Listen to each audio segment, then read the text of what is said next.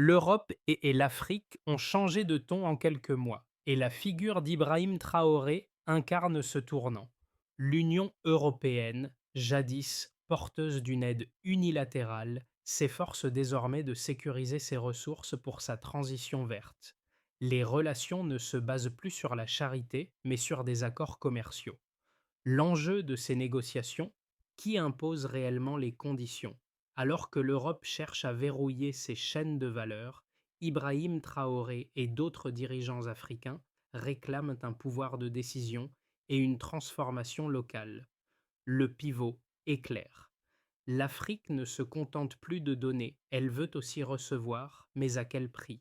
Dans ce contexte de transformation, l'Europe semble redéfinir ses relations avec l'Afrique, passant de la simple aide à une coopération plus stratégique. Ibrahim Traoré, à la tête de cette nouvelle dynamique, symbolise cette exigence de souveraineté industrielle pour le continent africain. L'enjeu n'est plus seulement l'exportation de matières premières, mais la création de chaînes de valeur locales. Les pays africains, avec des leaders comme Traoré, cherchent à garder le contrôle sur leurs ressources, sur leur transformation et sur l'avenir de leur jeune génération. Tandis que l'Europe lutte pour maintenir sa position dans une économie mondiale en mutation, l'Afrique prend une place centrale, non plus en tant que fournisseur passif, mais en tant qu'acteur clé de sa propre industrialisation. Le défi est double. Pour l'Europe, sécuriser l'approvisionnement et en minerais et en énergie pour sa transition verte. Pour l'Afrique, obtenir plus que de simples promesses d'investissement, mais des engagements réels sur l'emploi local, le transfert de technologies et la gouvernance partagée. Le jeu n'est plus à sens unique. Il s'agit désormais d'une négociation entre besoins croisés où chacun doit fixer ses conditions. Le changement de paradigme dans les relations entre l'Europe et l'Afrique est frappant. Dans un contexte de crise mondiale marqué par la pandémie et la guerre en Europe, les anciennes dynamiques de pouvoir s'effritent. L'Europe, jadis perçue comme le donneur, se voit désormais contrainte de s'adapter à une Afrique qui revendique son rôle stratégique. En 2025, près de 31% des exportations africaines sont déjà destinées à l'Europe, un signe de dépendance croissante, mais également d'une capacité accrue de négociation du côté africain.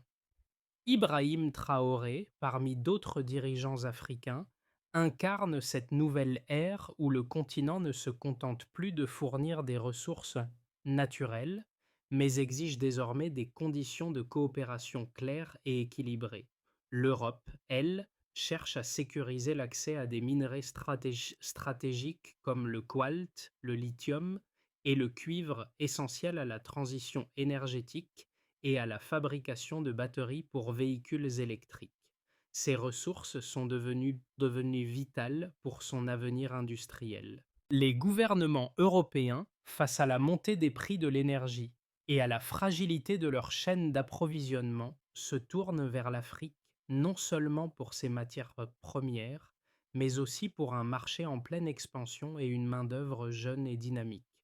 Toutefois, ce n'est plus une simple aide unilatérale. Il s'agit désormais de partenariats où les termes de la coopération sont renégociés. Les pays africains, soutenus par des figures comme Ibrahim Traoré, insistent sur le fait qu'il ne s'agit plus de simples exportations, mais de la possibilité d'industrialiser localement, de créer des emplois et de maîtriser les processus de transformation. Le défi pour l'Europe est donc de ne pas seulement sécuriser son approvisionnement, mais de réussir à naviguer dans ce nouveau monde où les termes du commerce sont redéfinis et où la dépendance est partagée.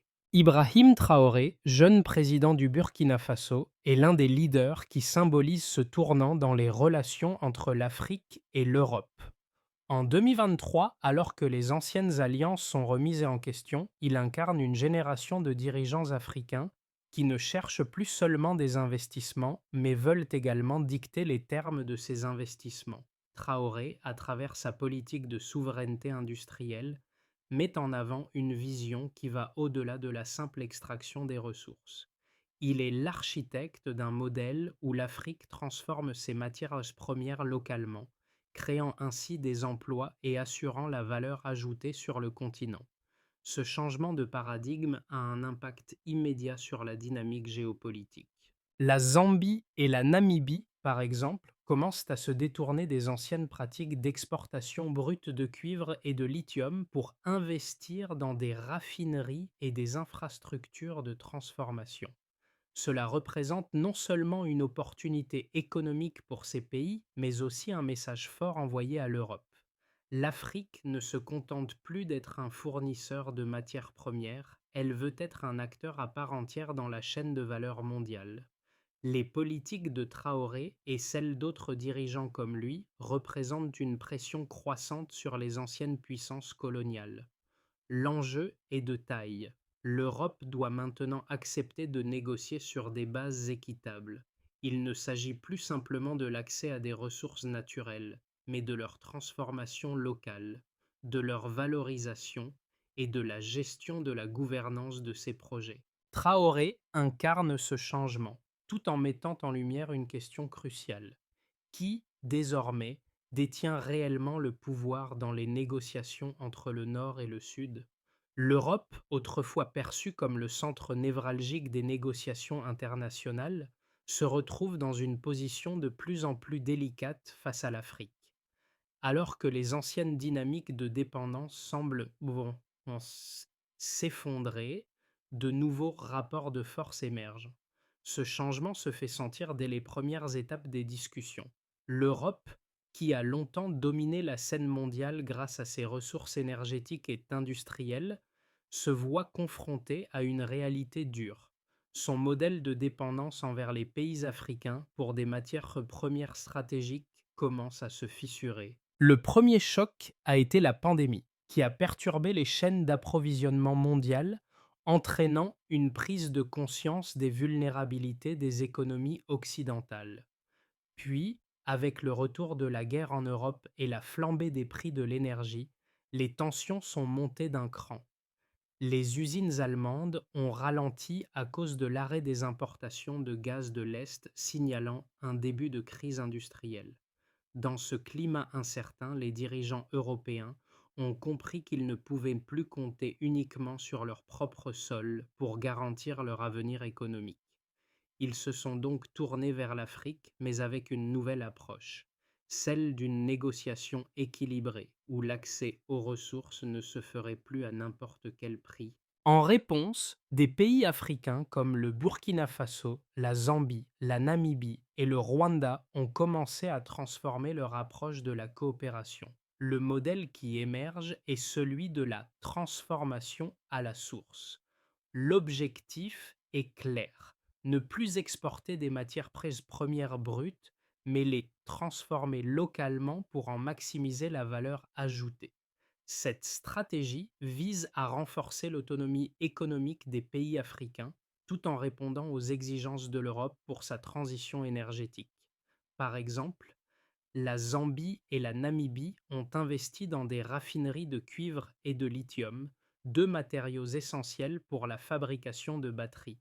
Plutôt que de rester à l'échelon de la production brute, ces pays ont choisi de prendre en charge la transformation des minerais, garantissant ainsi non seulement la création de valeur sur place, mais aussi un contrôle accru sur les processus industriels.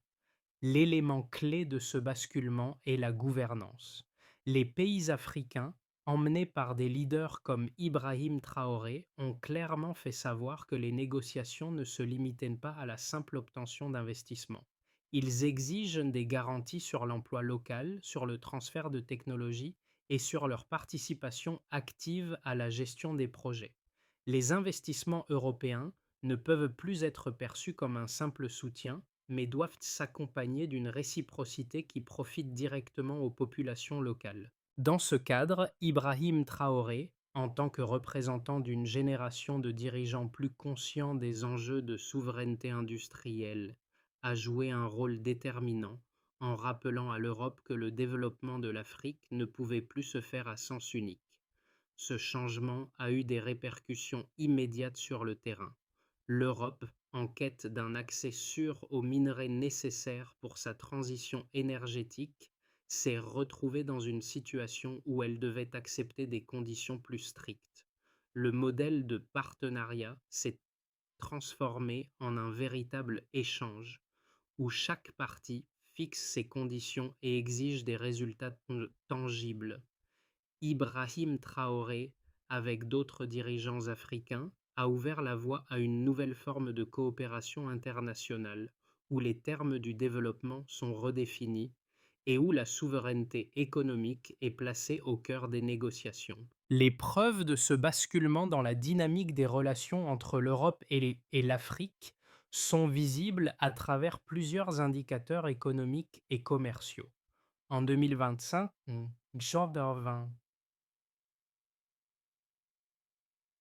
environ 31% des exportations africaines sont destinées à l'Europe, une proportion significative qui témoigne de la dépendance croissante de l'Europe vis-à-vis des ressources africaines. Cependant, ce chiffre révèle aussi un autre phénomène.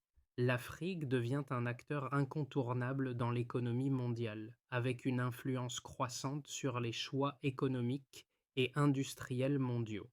Ces exportations ne se limitent plus à des matières premières non transformées, mais incluent également des produits à valeur ajoutée comme des minerais traités et des matériaux nécessaires à la transition énergétique de l'Europe.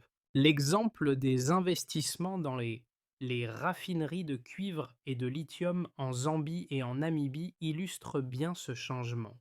Ces deux pays ont non seulement augmenté leur production de minerais, mais ont également investi massivement dans des infrastructures locales pour transformer ces ressources sur place.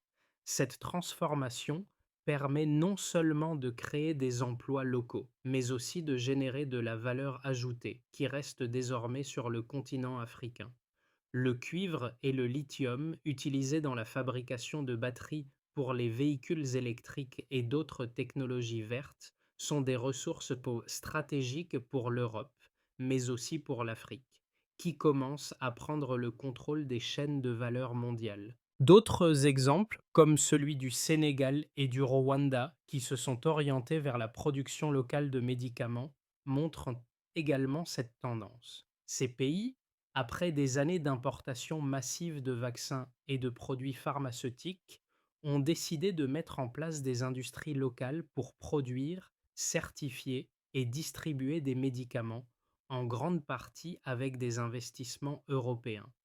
Ce modèle, qui combine capital européen et expertise locale, vise à créer une industrie pharmaceutique régionale forte, réduisant ainsi la dépendance aux importations tout en renforçant l'autonomie du continent. Le rôle des pays africains dans cette transformation est également souligné par les nouvelles exigences en matière de gouvernance des projets. À travers des mécanismes comme la double gouvernance, des droits de vote égaux et des obligations de réinvestissement local, les pays africains cherchent à garantir que les bénéfices des investissements étrangers ne se limitent pas à la simple extraction des ressources, mais profitent également aux populations locales. Ces dispositifs garantissent que la valeur créée reste sur le continent et que l'Europe ne profite pas uniquement de l'accès aux matières fraîches premières, mais participe également à l'industrialisation africaine. Ces chiffres et exemples démontrent que l'Afrique, portée par des leaders comme Ibrahim Traoré, est en train de redéfinir les règles du jeu dans ses relations avec l'Europe. L'enjeu n'est plus uniquement d'exporter des ressources, mais de les transformer localement, de garantir des emplois, de favoriser le transfert de technologies et de réécrire les termes de la coopération pour que l'Afrique puisse enfin tirer pleinement profit de ses ressources. L'Europe, quant à elle, doit désormais s'adapter à ces nouvelles règles et accepter que les partenariats de demain devront être basés sur un respect comme mutuel et une réciprocité plus équilibrée. Dans le cadre de cette transformation, deux points de vue opposés émergent. D'un côté, certains économistes européens voient le changement comme une correction naturelle, un ajustement nécessaire face à une réalité économique où l'Europe n'est plus en position de dominant. Ces experts estiment que les pays africains, en réclamant plus de valeur ajoutée et en insistant sur la transformation locale, apportent une légitimité à la coopération qui pourrait renforcer l'industrialisation sur le continent tout en assurant des partenariats plus équitables. Selon eux, l'Afrique pourrait bénéficier d'une industrialisation accélérée grâce aux investissements européens, tout en conservant une certaine souveraineté sur ses ressources naturelles. D'un autre côté, des voix critiques avertissent que ce nouvel équilibre pourrait masquer une forme de dépendance plus subtile mais tout aussi dangereuse. Le modèle proposé pourrait en effet déguiser une nouvelle forme d'influence européenne, où les investissements, bien que plus orientés vers le développement local, continuent à bénéficier principalement aux entreprises européennes. Ces critiques soulignent que même avec des garanties, comme la double gouvernance ou le réinvestissement local obligatoire, la structure de financement et les normes européennes pourraient créer une forme de dépendance plus polie. Si les projets restent financés et audités selon des standards européens, les pays africains pourraient se retrouver à la merci des mêmes dynamiques de pouvoir qu'auparavant, simplement dans un cadre moins visible. Ibrahim Traoré et d'autres dirigeants africains, cependant, contre-attaquent en soulignant que la capacité à négocier de manière plus équitable n'est possible que si les pays africains conservent une véritable souveraineté sur leurs ressources et leur industrialisation. Le défi réside donc dans la capacité des pays africains à ne pas seulement accepter des investissements, mais à en négocier les termes pour garantir que les bénéfices réels restent sur le continent. La question de la gouvernance, de la répartition des bénéfices et du contrôle des processus industriels devient centrale, et c'est là que des dirigeants comme Traoré jouent un rôle décisif. Ils cherchent à s'assurer que la transformation ne soit pas simplement une couverture pour de nouvelles formes de dépendance, mais bien un véritable levier pour l'autonomisation économique de l'Afrique.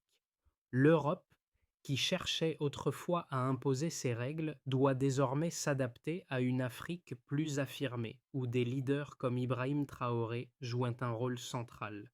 La dynamique change. Ce n'est plus l'Europe qui aide l'Afrique, mais l'Europe qui cherche à sécuriser ses propres chaînes de valeur. Traoré, avec sa politique de souveraineté industrielle, incarne cette nouvelle ère où l'Afrique prend le contrôle de ses ressources et de sa transformation locale. Cependant, la véritable question reste: ces changements mènent-ils à une réelle indépendance pour le continent ou à une dépendance plus subtile mais toujours présente? Ce pivot stratégique est illustré par l'émergence de nouveaux modèles de coopération. Les pays africains demandent plus que de simples investissements. Ils exigent des projets qui bénéficient réellement aux populations locales en garantissant des emplois, en promouvant le transfert de technologies et en assurant un contrôle sur la gouvernance des projets. L'Afrique ne se contente plus d'être un fournisseur de matières premières, elle veut transformer ces matières sur place et en retirer une part substantielle de la valeur ajoutée. Le défi pour l'Europe est désormais de négocier dans ce nouveau cadre où la réciprocité et la souveraineté sont primordiales. La question est de savoir si cette nouvelle relation sera une véritable collaboration ou une prolongation déguisée des anciennes hiérarchies. Les répercussions de cette nouvelle dynamique sont profondes et ont des implications concrètes, tant pour l'Europe que pour l'Afrique. D'un côté, l'Europe cherche à sécuriser ses approvisionnements en ressources stratégiques pour sa transition énergétique, notamment les minerais nécessaires à la production de batteries et aux énergies renouvelables.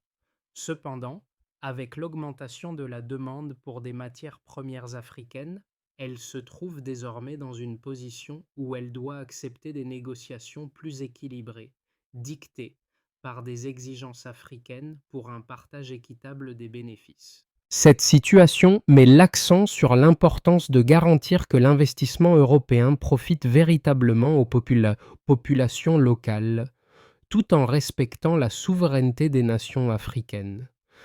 L'Afrique, quant à elle, voit dans cette évolution une opportunité majeure pour renforcer sa position sur le marché mondial.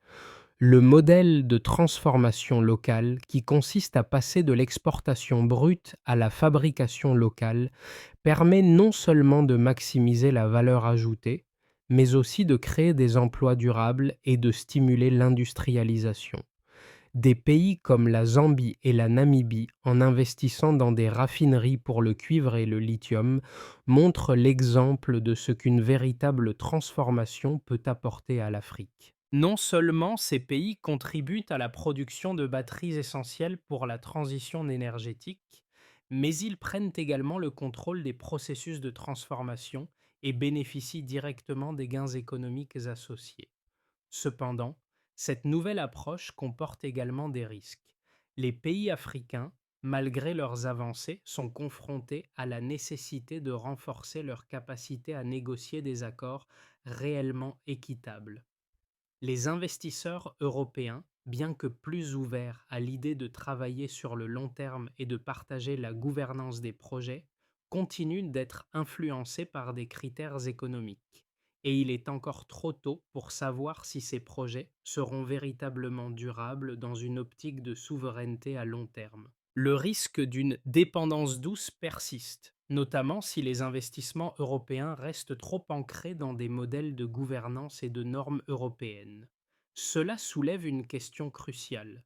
Comment l'Afrique peut-elle garantir que ces projets de transformation locale ne se transforment pas en un simple recyclage de dépendance, même sous une forme plus élégante?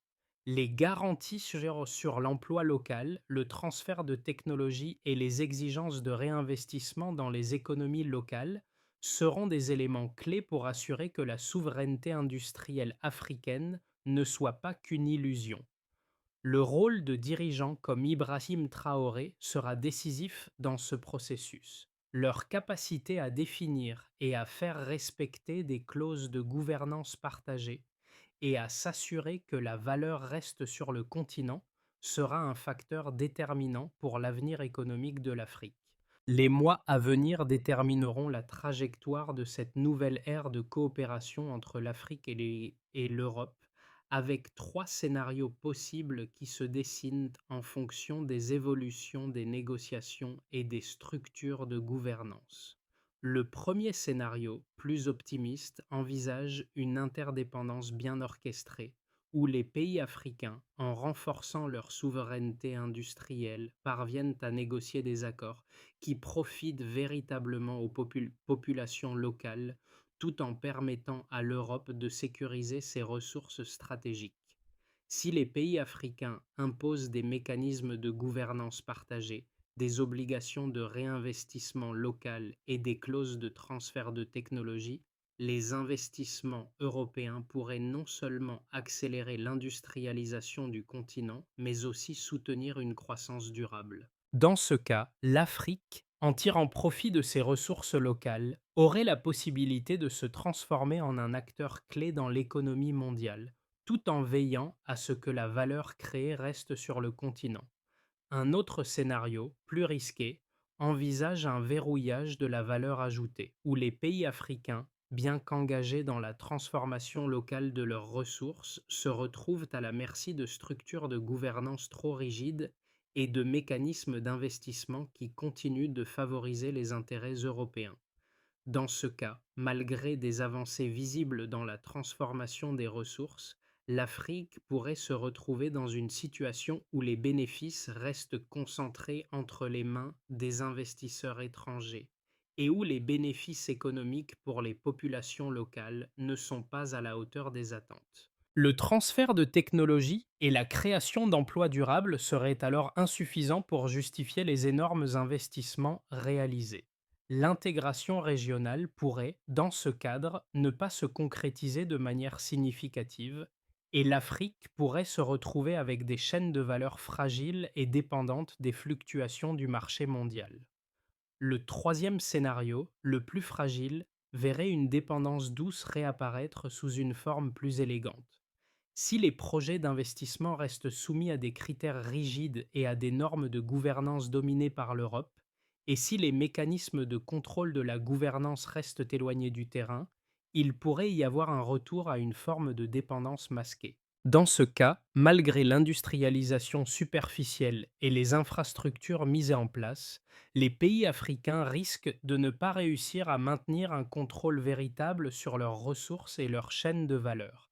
Cela pourrait fragiliser les progrès réalisés et conduire à une situation où l'Afrique, bien qu'apparaissant comme un partenaire égal, se retrouverait à nouveau sous l'influence indirecte de puissances extérieures. Quel que soit le scénario, les mois à venir seront cruciaux. La manière dont l'Europe et l'Afrique négocieront ces questions fondamentales déterminera la direction prise par les relations futures. Le modèle de coopération devra évoluer vers un partenariat véritablement équilibré où les bénéfices sont partagés de manière équitable. L'impact de ces nouvelles dynamiques entre l'Europe et l'Afrique ne se limite pas aux leaders politiques et économiques. Il concerne également les citoyens des deux continents. En Afrique, les transformations locales pourraient générer des emplois et stimuler l'industrialisation, apportant des opportunités économiques concrètes pour les populations. Cela pourrait également offrir une chance de surmonter l'obstacle historique de la dépendance à l'égard des importations de matières premières et d'augmenter l'autonomie régionale. Les jeunes générations en particulier pourraient bénéficier de programmes de formation et de certification dans les secteurs technologiques, énergétiques et industriels, les préparant à participer activement à cette nouvelle économie. Cependant, ce n'est pas seulement l'Afrique qui subit des changements. Les citoyens européens, quant à eux, doivent se préparer à un monde où l'accès aux ressources naturelles sera moins garanti. L'Europe devra investir dans des mécanismes qui garantissent une coopération juste et durable, en veillant à ce que les investissements respectent des standards éthiques et de gouvernance. Ce processus pourrait être perçu positivement par les citoyens européens si les projets mènent à des solutions concrètes pour les crises énergétiques et environnementales, tout en soutenant le développement économique de l'Afrique de manière respectueuse et équilibrée. Mais cela soulève une question plus large. La souveraineté industrielle de l'Afrique peut-elle être véritablement préservée si les pays européens continuent de dominer les chaînes de valeur mondiales? Pour les citoyens des deux côtés, l'enjeu est de savoir si ces partenariats seront synonymes d'une véritable réciprocité ou si, au contraire, l'Afrique sera simplement d'un terrain d'exploitation sous de nouvelles formes. Ibrahim Traoré, ainsi que d'autres dirigeants africains, soulignent que ce processus doit aboutir à des bénéfices concrets pour les populations et non à de nouveaux rapports de dépendance déguisés sous des termes modernes. Pour les Européens, le message est clair. Il ne suffit pas d'investir en Afrique, il faut que ces investissements profitent aux communautés locales et renforcent véritablement l'autonomie du continent. Pour que la coopération entre l'Afrique et l'Europe devienne véritablement équitable et durable, un cadre solide de mise en œuvre doit être mis en place. Voici une proposition de l'étape à suivre pour garantir que les projets d'investissement bénéficient à la fois à l'Afrique et à l'Europe, tout en respectant les principes de souveraineté et de réciprocité. 1. Gouvernance partagée et transparence. Les accords entre l'Afrique et l'Europe doivent inclure des mécanismes de gouvernance partagée, garantissant que les décisions sont prises de manière collégiale et respectent les intérêts des deux parties. Cela pourrait inclure la création de conseils de surveillance composés de représentants européens et africains, assurant que les projets sont gérés de manière transparente et équilibrée. Chaque contrat devrait préciser les droits de vote égaux, ainsi que des critères de réévaluation régulière des projets. 2. Transfert de technologies et compétences locales. Les entreprises européennes investissant en Afrique devraient être tenues de mettre en place des programmes de transfert de technologies et de formation pour les travailleurs africains.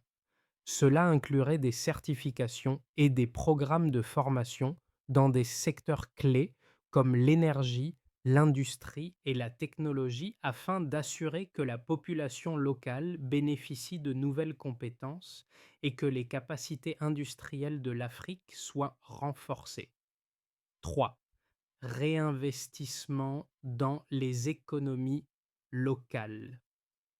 Pourcentage significatif des bénéfices générés par les projets d'investissement devrait être réinvesti dans les économies locales, notamment pour financer des infrastructures, des écoles, des hôpitaux et des programmes d'éducation. Ce réinvestissement local contribuerait à pérenniser les effets économiques des projets et à créer une boucle vertueuse de croissance et de développement durable pour les communautés. 4. Suivi et évaluation des impacts. Il est essentiel de mettre en place un système de suivi et d'évaluation indépendant afin de mesurer les impacts économiques, sociaux et environnementaux des projets. Ce système devra évaluer si les promesses de création d'emplois locaux et de transformation industrielle sont tenues et s'assurer que les bénéfices sont réellement partagés entre l'Afrique et l'Europe. En cas de manquement, des mesures correctives doivent être prévues. En suivant ces étapes, l'Europe et l'Afrique peuvent s'engager dans une voie de coopération mutuellement bénéfique où les investissements profitent à la fois à l'industrialisation africaine et à la transition énergétique européenne. L'histoire d'Ibrahim Traoré et d'autres dirigeants africains ne se résume pas à un simple changement de paradigme. Elle incarne une génération de leaders qui, non seulement réclament la souveraineté industrielle de l'Afrique, mais la bâtissent concrètement, jour après jour, à travers des initiatives telles que l'industrialisation locale et la transformation des ressources africaines. L'Afrique se positionne désormais comme un acteur clé dans le jeu mondial, exigeant un partenariat véritablement équitable.